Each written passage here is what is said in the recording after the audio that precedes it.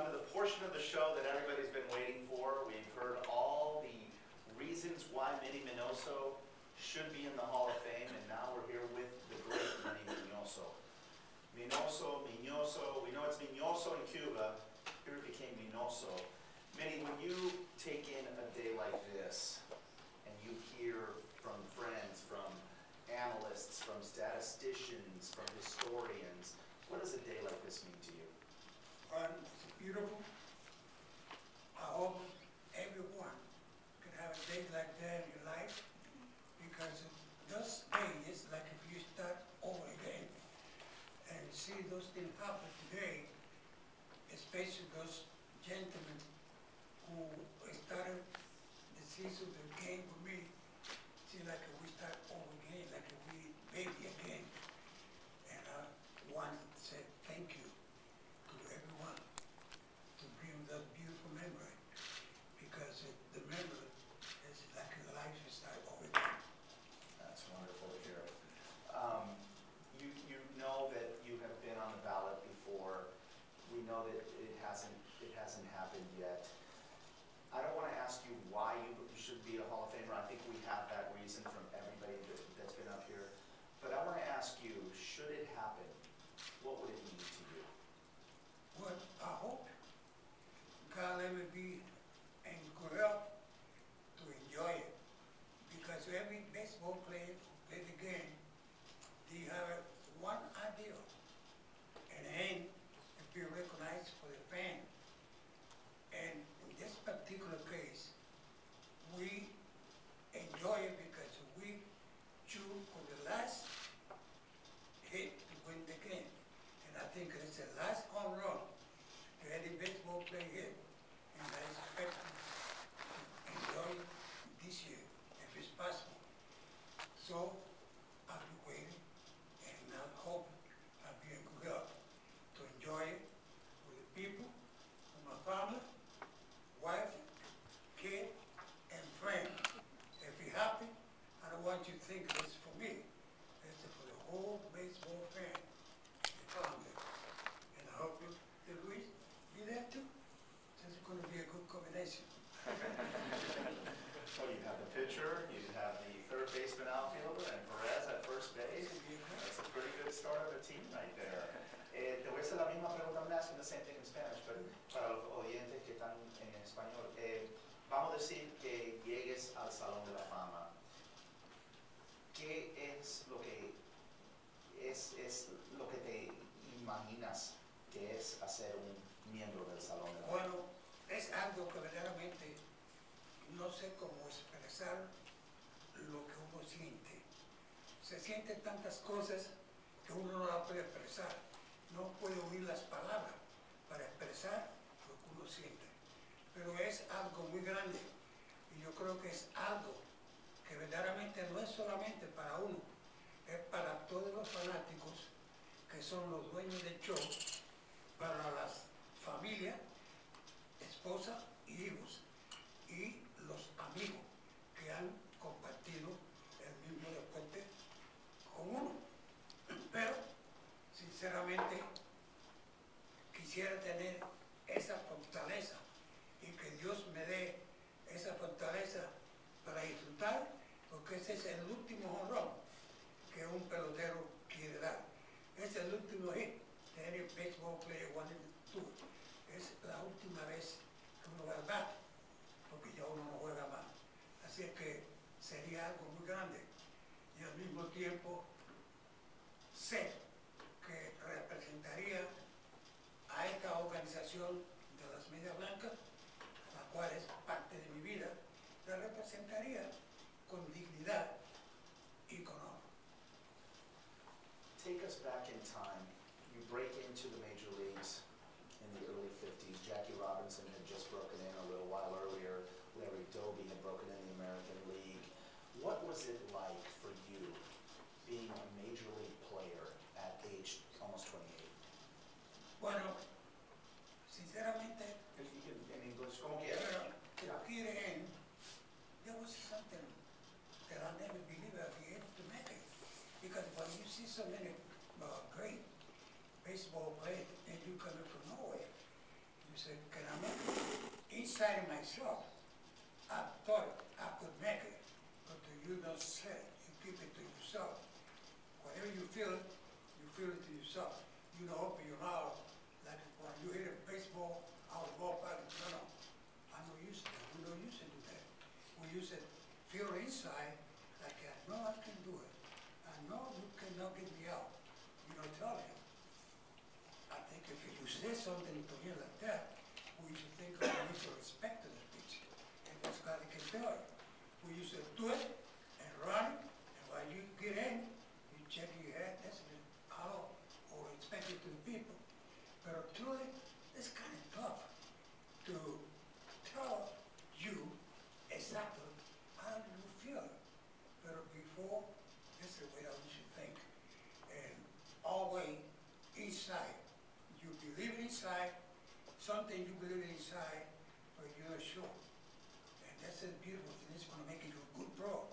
Because if you just happen inside, like sometimes you cry inside, and you smile to the people. And that's what happened to me. It happened to many players. Inside, they hurt. They cried inside, but you cannot show. The good clown is give it to the people, smile, like that. And that's what I used to do. And that's what you see in every picture. You see myself, you see, show my white teeth. That's what I used to do. And that's the way I do now. I cried inside, but I'm not letting the people know.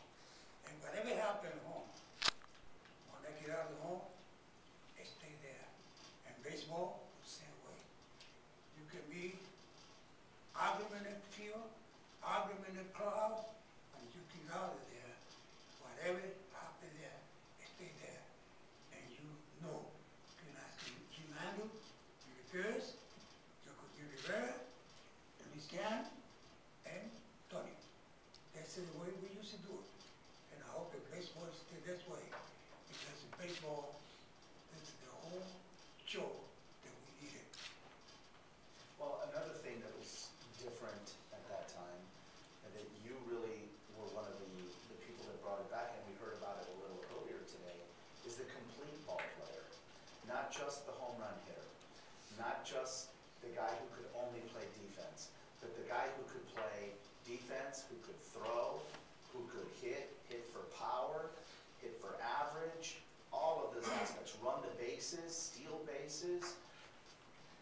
What do you think separated you in terms of your abilities from everybody else at that time? Well, truly, what did you just want to know, and people want to know, I'll be able to answer, and I'm going to try. You could probably pitch too if you wanted to. Well, I used to, but before knowing the big league. No, I know. I used to do it in the ranch. When I used to play big ranch and 3-0 hitting, I used to do it. But you see, you think and you watch and you think you'll be able to do. But one thing I know, that I'm going to answer you exactly what I have in my mind. To me, and again, just to win this game, not make any difference what happened after the game. And I used to give him, like the rest of the guys, my teammate, he's 100%. If you miss one, that's what I used to think. Whatever anybody do, I can do better. But inside, not to tell them. Inside, I said, but I remember one time, when I was playing here, and I had the ball with 2 men on base and nobody else. This is the second or third inning. I think it was first inning. And I sacrificed. I wanted one second or third and in line. Never can make it. Foul, 2 strikes. So everybody move. And my own, I said, I can ball put you one. If you put you one in the ground, one man gonna be third, and they might force in second base to rescue. Man can score 1 run. And 2 runners on. Oh, no. So I push it, and happen.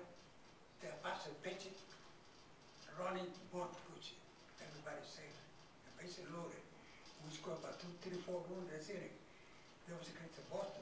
And that's all Billy needed. Yeah, we beat it. And next time I went back, boom, I got it here. And you think I was going, no, I'll give the baseball in my hand. And everybody thought you were right. No, I thought, and I remember the pitcher, I'm not going to mention the name because there's a miss of respect. He said, hey, you nigga, get the ball, leave it go alone. You black, so. And I laughed, and I picked the ball and threw it like that. And I said, you cannot hit me with the garbage. And it hurt. But I don't mind it. It hurt, no. If you laugh, it hurt. If you hurt. If you want to fight, it hurt. But let it smile. And I went to first base. So you kill him with your smile. Yeah, but in addition to that, you kill him with speed, bunting, we power. And I think that's probably what we've heard more today that maybe quite a bit of fans aren't aware of, that you could beat a team in so many different ways. And it didn't matter to you how you beat them. If you had to make a great catch in the gap, if you had to bunt, if you had to hit a home run in the 9th inning to win the game, it didn't matter. Part of the validation of your career was making 3 all-star teams. When you made the all-star team for the first time and you were at the all-star game, what was that like for you? When you're surrounded with the best of the best? It seemed to me like it was yesterday. I think it was in Philadelphia. You know, I was so happy that I didn't know that I'd be together with number 9. I was number 9 with Mr. Ted Williams, my idol. I never know I'm going to be there with him. So you're in the dugout with Ted Williams, Yeah. Mickey Mantle, All the year I used to be second. Al Kaline, all of them. The both I used to be second left field. First, Ted Williams. Second, myself. Only 1 year, I think I beat Ted Williams both. It was in 1960 or something like that. And I told our local, I said, look, put Teddy first. He served. He said, no. I had to do what they said the body do was starting. I think it was the year we played 2 all-star games, and they beat the Boston. And so I had to play 1 inning or 2. Hey, how long could be out of there right away anyway? But this is something that I never believed that it could be possible. To the little guy from the rancho in Perico, I forgot a lot of sugar, clean the floor. And to make a $6, $7 a week, they could be up there together with all those great baseball players. So I don't know how to explain my satisfaction. I'm beginning to be myself and to try to be better and better outside the infield or the field, more closer to those friends, either it's my enemy in the field, be more gentle. So those kind of criticism, they used to call me with it. I was the brother and sister. I understand, I used to laugh, give a baseball to the kid, try to teach the life. That was not making a difference. Color, race, beauty, it's a human. That's the law, and I never criticize the United States of America law, because it should be the law. You know, you black in this way, the white in this way, we're human. And you see now? If you would do, besides open the door, they open the door to us, Mr. Brown Ricky and Jackie. If we decided to use them, we try to close. You see, everything was beautiful. And that's what I said, God bless you, America. And God bless you, America, to give me the opportunity, since then before, to be American citizen. And I said, I love America. I'm glad to be in America. And I ask everyone in the whole world